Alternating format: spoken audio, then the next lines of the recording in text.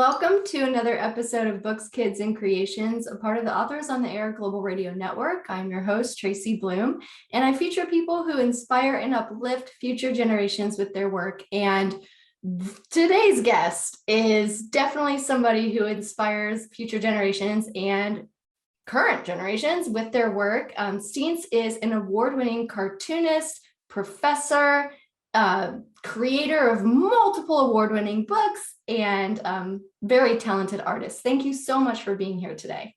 Thank you for having me. You're welcome. So I had the honor of reading your newest book, Heart Takes a Stage, and it's such a cool book. And the thing that I really loved about it is that basically on every page, there's kind of a haha funny. Yeah. Like, is this some kind of like formula, or is it like, do you have it's method to your for sure. I mean, that book I call it a collection rather than a graphic novel because it doesn't work the same way as most comics do. There's not like a beginning, middle, and end. So you don't go into it thinking, oh, this is going to be my entire story right here in this book. It's really just a collection of all the strips that I've done from when I took on Heart of the City. And so yeah, the focus is definitely to make sure that there is a punchline for every single strip, because that's just the way newspaper strips work. You're not sure if everyone's going to be using or looking at the newspaper every single day. So you have to go into it thinking that this is all anyone's ever going to get. And you also have to think of it as, but there are people who are reading it daily. And then there are an entirely different group of people who are only reading it in the collections. So you kind of have to think about, well, who's reading it? How are they reading it? And what's the best way to get it across? But my number one priority is for the syndicate, which is the newspapers. So that's why it seems like, each strip is its own little story, because it is.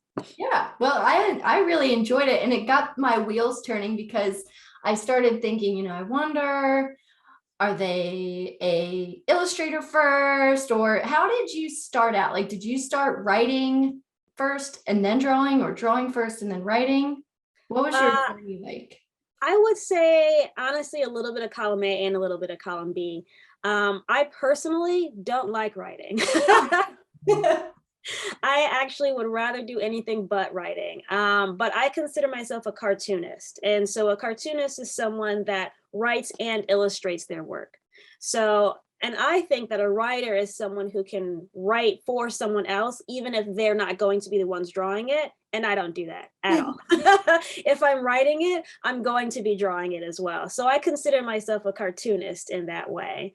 But when I did start, I was definitely doing more of the drawing than the actual creation of stories. I have a hard time with creating stories from scratch, which is, I think I work better with IP, someone else's characters. And even though I was able to take Heart of the City and really make it my own, how it looks now is totally different from how it looked back when it started with Mark Tutuli. Yeah. So it was really easy for me to get into it because it had pretty much everything already laid out for me. I already know the setting, I already know the characters, and now I'm building upon that to give them more of a three-dimensional aspect of their character. I'm building out the character list, so it's not just Hart and Dean and her mother and her babysitter. Now we get more of the school students, we get more adults, and I really appreciate being able to blossom with this property. How did that come about, that opportunity to kind of take over this existing storyline and make it your own and make it new and fresh? So I have always read syndicated comic strips. I feel like everyone's read a newspaper comic strip growing up, especially when, I was younger in the early 90s. Like, the first thing that I would do in the morning is get the Daily Comics page and see what Garfield was doing, So I had a background in reading and understanding the way that syndicated comics work. And when I was making comics, I wasn't just doing short stories. I wanted to do retellings. And so I would do mini comics, like I did an Encyclopedia Brown mini comic where, I took that character and that IP and created it something of my own. And I like to do new character designs. And it's stuff like that that shows people that I can take an established property and make it into something new. And Sheena Wolf, who was my editor at Andrews McMeel, she reached out to me and she asked, what do you think about doing syndicated comics? And I was like, well, I've read them before, so I'm sure I can figure it out. But I did ask her, like, what was it about my work that made her look to me as someone who could take on the series? And she said a part of it was, being able to take something that established and creating it for a new generation. But another part of it was the fact that I have an editorial background. And so when doing editorial, especially on projects that require a lot of moving pieces and a lot of creators and a lot of their agents and getting them paid, it's a lot of, it requires a lot of great time management and great organization. And it's those sort of things that will help you with syndicated comics, because with syndicated comics, there is no end, Yeah. And so you have to be able to output regularly for an extended period of time and consistently. And so she said that my background in editorial showed that I can do something like that with ease, even though it is, it's kind of a grueling project of a daily comic strip, for who knows how long. Right. That's so cool. And then so when you were taking that on, I guess, do you have like a weekly schedule and deadline and all of those things that you also manage? Yeah, for sure. So there are some comics that are more like current event gag strips, and then there are some comics that are more story focused, and mine is more story focused. So I have the ability to write a lot of these strips ahead of time, and so I write my strips about 3 months ahead of time. I do batches of like 3 months of strips, and I send those off to my editor. She goes through them, makes sure that the storytelling feels right and that each individual strip still feels somewhat complete. And then after that, it's just a matter of looking at my calendar and saying, okay, which ones are due this week? That's what I'm going to work on. And it's really helpful because then all I have to do is just look at my previous work and it's already there, what's written. It's just a matter of drawing it. So it's very helpful the way that I do it, because I know there are definitely some other people who think of their entire week of story just like on a Monday or something, get them approved, and that's what they do for that week. And that just feels a little too tightly scheduled for me. Yeah.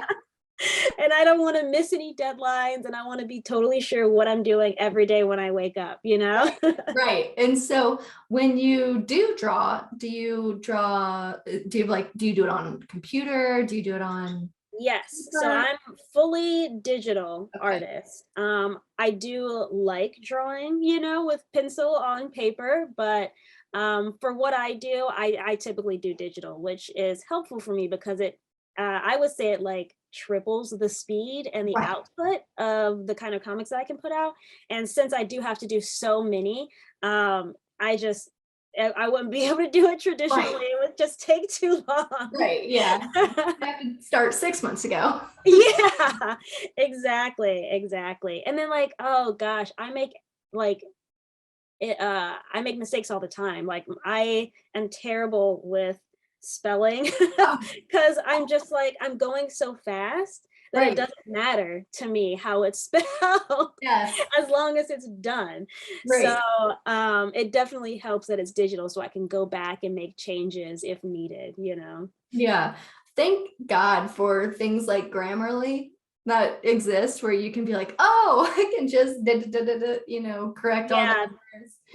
There's like an actual, copy editor on staff for Andrews McMeel. So they pretty much take a look at it all the time, and small things they'll edit themselves, but like there are times where I forgot to color in a character, or because when you're doing so many, you get just so like hyper focused on the assembly line aspect of it, you know, that sometimes I miss some small things. Yeah, it's human, I like talking to kids about making mistakes, because I feel like from a child's perspective, they're like, oh, grown-ups don't make mistakes, or people who have really important jobs don't make mistakes. And so I think it's healthy that you talk about it too. Oh yeah, for sure. I mean, none of us are machines, so there's always going to be some little thing that I can fix. I do try my best. Yeah. But did I see that you had early self-published work? Yeah, I did. I wouldn't say it was self-published before I got my career going. Okay. I did most of my self-published stuff after my career started, mostly because I don't like it. I really like being able to just turn in my work, and then you take care of the printing, you take care of the specs for all of that. I really appreciate having publishers who do that kind of tedious work. But I am also glad that I did do some self-publishing stuff. It was a point in time where my first book had come out, and I was in between major projects. And so I was like, I literally have no excuse not to try. I have the time right now, And so that's when I made my Encyclopedia Brown comic. That's when I made Receiving Transmissions. And while I enjoyed doing the Encyclopedia Brown one because it was based on something that is already established, Receiving Transmissions, which was entirely new, I hated the entire process. But I'm glad that I did it, there are people who love that comic, and I'm really glad that they enjoy it. But I know I will not be doing that again. And it's good to know, what worked, what didn't, what you like and what you don't. Absolutely. There are so many creators out there and upcoming creators who don't realize that you don't have to do everything. I tell someone that I'm a cartoonist and they're like, oh, do you write your own characters and stuff? No, absolutely not. I don't want to do that. I want things to be pretty planned out. So I think it's really helpful to always say you have options. You don't have to do every single part of the comic process to still be a cartoonist. Power of teamwork. That's right. Right. For sure. I love having collaborators. I think that's one of the best parts about the comics format, actually, is that, you can have an artist and a writer and a colorist and a letterer and an editor, and this entire team builds something together. And I feel like that's just a really cool aspect of comics that isn't it's not what a lot of people anticipate. People hear comics and they're like, oh, it was the writer's idea and the artist just draws it for the writer, and that's not the case. It's all of our baby. And we each bring something to it. Yeah, and you've worked on a lot of anthologies also. What has been I guess some of the highlights of working on those? Do you have a favorite one that you've done? Oh gosh, I'm not going to say what my favorite anthology is. I don't know who's listening. But I did have a lot of great experiences in a lot of them. I know when I did Power and Magic Volume 2, I really appreciated working with the editor, Jomette, because they're also a letterer. And so they were able to give me some guidance on better lettering, which was really, really helpful because I have to letter Heart of the City by myself, so I was learning new skills as I was doing the comic for that anthology. But there's one that's coming up that I'm working on. It's actually for a comic magazine. And I'm excited to play around with the different things that I can do. I think that's one of the nice parts about anthologies is that they are short, but you still get paid for them. And you also get an opportunity to learn what it's like to work in that industry, whether it's learning how to work with an editor or learning how to set up your pages for print. All of that you can get out of working on anthology. So I always recommend people, if they're just getting started, to just go full speed ahead and try and get into those anthologies. And some anthologies, if you don't have an artist, maybe they'll match you up with an artist, or if you don't have a writer, maybe they'll match you up with a writer. So it's a really great option for new creators, for sure. That's really good advice. And then I also saw that you're working on another project.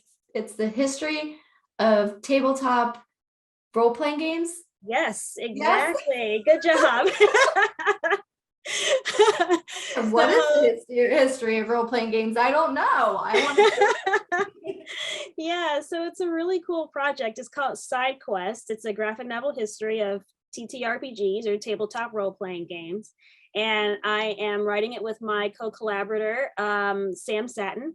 And we are your avatars that will take you throughout space and time to see the history of tabletop role-playing games. So we go back to Han Dynasty China, we go through Iran, and we go through Germany, and how things have changed over time, and how it all leads to what tabletop role-playing games are today.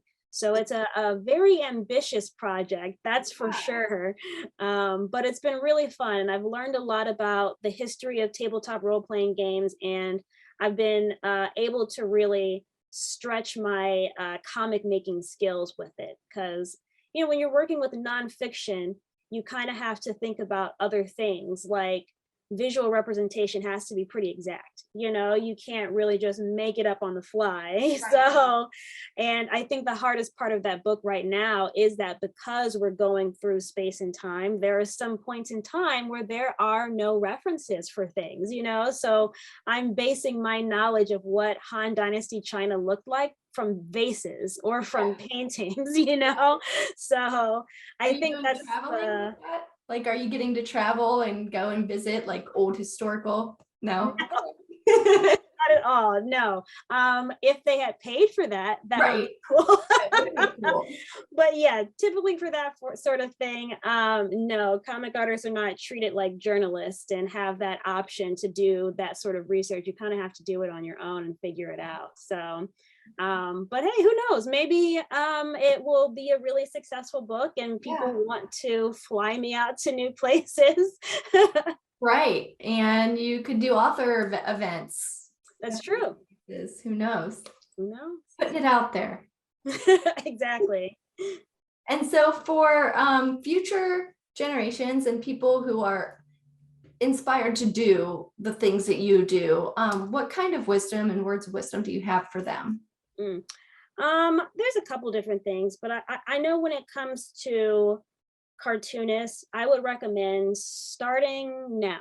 Start when you feel the urge to start, because a lot of people will wait until they feel like they're better at drawing, or they're better at inking, or they're better at coloring. And it's like, you only get better at those things if you practice. So you have to just go ahead and make it. I found that I learned more about the comics making process from doing my first graphic novel, Archival Quality, than any of the other short comics that I did.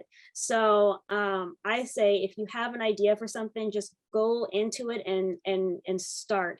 And another piece of advice would be to start small. Your first book doesn't have to be your magnum opus, you know? Your first comic can be 3 pages long, but it's really all about completion. And perfection is the enemy of completion. So try not to hem and haw over your piece for too long, because you know you're always going to find something that you want to change. Just try and get it to as complete as you feel is enough for someone to understand the story, and you go from there. That's such good advice. Yeah, and I think that's true for anybody who's starting out as an artist, anyone who's starting out as a writer.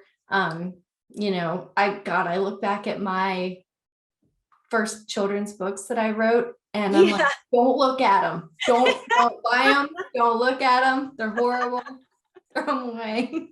You know, sometimes I feel that way about my first book too, but I have to also remember that, you know, we are the creators. Right. So we're always going to look at our old stuff and be like, oh, geez. Right. Like, oh, you bought that? But it could be someone's favorite book, you know, you never know. So that's right. Yeah.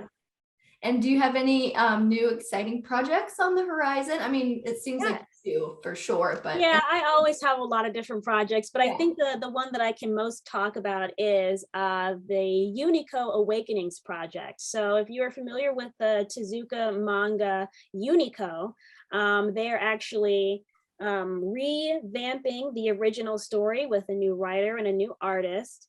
And in that collection, they will also have different artifacts. So mini comics, postcards, that sort of thing. And I'm doing a 10-page mini comic on Unico. In my story, he gets dropped off at a bodega and changes lives. So yeah, so if you want to get in on that, the Kickstarter is still going for the next few weeks.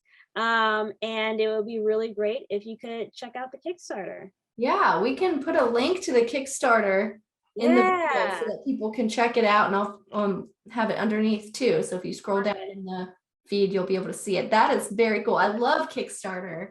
Yeah, it's great. And I also find that a lot of retailers can get in on Kickstarter as well, which is really helpful because I find that like when you're doing Kickstarters, you want to get individuals, but if you get a retailer, that means they're going to buy more and they're going to like get more people to look at it too. So yeah. Cool. Well, I'm very excited for all that you're doing. And I was reading that you were inspired when was it when you first started working that you saw a comic by Brittany Williams? Yes. And you were like, oh my gosh, she's a Black cartoonist. Yeah. Did I read that correctly? Yeah, that's pretty much it. Yeah, I was just like, I've always been involved in comics in some way, whether I'm reading them, whether I was watching, the animated series for them. And it wasn't until I started working at the comic book store where I actually got to see what comic book artists actually looked like that it kind of pinged to me that, oh, I could also do this. Right. It really is a matter of like seeing is believing, because it wasn't even a thing of, oh, I can't make comics. It just never came up as an option in my mind, even though I was surrounded by comics, Right. So it really is powerful to see someone that looks like you doing something that you want to do and being like, actually, I can do that too. Yeah, it's like that light bulb moment where yeah. Exactly. So that's why I do stuff like this all the time. I love doing like interviews and talking to people about comics, because it's like, if there's one person that listens to this interview and sees my face, they can have their light bulb go off too and say, maybe I can do comics as well. Yes. Well, thank you so much for being here, and best of luck with everything you do. We will post a link to this amazing book. It is fun. It is funny. Oh, and then also, if you read the first book and you want more, that book ends November 15th of 2020. So if you go to gocomics.com and you look up Heart of the City, go to November 16th and you can continue the story from there. Awesome. Thank you so much. You're so welcome. For being here, and have a great day. Thanks.